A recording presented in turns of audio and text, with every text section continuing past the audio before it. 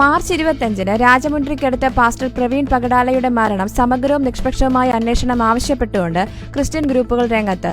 തെറ്റായ വിവരങ്ങളും അദ്ദേഹത്തിന്റെ പ്രശസ്തിക്ക് കളങ്കം വരുത്താനുള്ള ശ്രമങ്ങളും ആശങ്കകൾ ഉയർത്തുന്നു. തെറ്റിദ്ധരിപ്പിക്കുന്ന വിവരണങ്ങൾ പ്രചരിപ്പിച്ചതായി ആരോപിച്ച് ക്രിസ്ത്യൻ ഡെമോക്രാറ്റിക് അലയൻസ് മാധ്യമങ്ങളെ അപലപിച്ചു.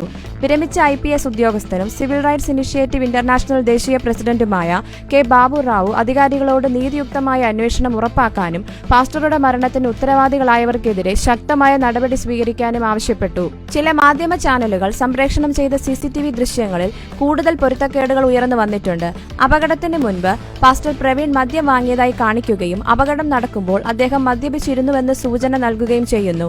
എന്നിരുന്നാലും ഡിജിറ്റൽ കൃത്രിമത്വം സാധ്യമാണെന്ന് സംശയിക്കുന്ന ക്രിസ്ത്യൻ ഗ്രൂപ്പുകൾ ഈ ദൃശ്യങ്ങളുടെ ആധികാരികതയെ ചോദ്യം ചെയ്തിട്ടുണ്ട്.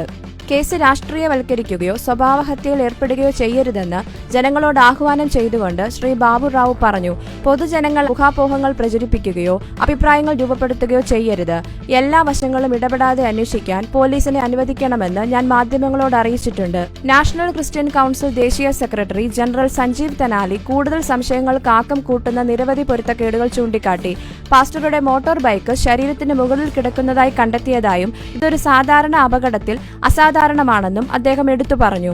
മുഖത്ത് കാര്യമായ പരിക്കുകൾ ഉണ്ടായിരുന്നതായും ശരീരത്തിന്റെ ബാക്കി ഭാഗങ്ങൾക്ക് വലിയ പരിക്കുകളൊന്നുമില്ലെന്നും അദ്ദേഹം ചൂണ്ടിക്കാട്ടി.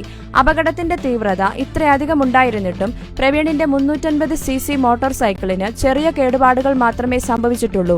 കൂടാതെ അദ്ദേഹത്തിന്റെ നെഞ്ചിൽ ഒരു ഷൂ പ്രിന്റ് കണ്ടെത്തിയതായും റിപ്പോർട്ടുണ്ട്. ഇത് അദ്ദേഹത്തെ ചവിട്ടിയതായിരിക്കാമെന്ന് സൂചിപ്പിക്കുന്നു. അതേസമയം പ്രവീണിന്റെ ഭാര്യ ജെസിക്ക പകടാല ക്രിസ്ത്യൻ സമൂഹത്തിന്റെ പിന്തുണയ്ക്ക് നന്ദി പറഞ്ഞുകൊണ്ട് ഒരു വീഡിയോ സന്ദേശം പുറത്തിറക്കി. അതേസമയം സ്ഥിരീകരിക്കാത്ത അവകാശവാദങ്ങൾ പ്രചരിപ്പിക്കുന്നതിൽ നിന്ന് പൊതുജനങ്ങളെ വിലക്കണമെന്ന് അവർ അഭ്യർത്ഥിച്ചു.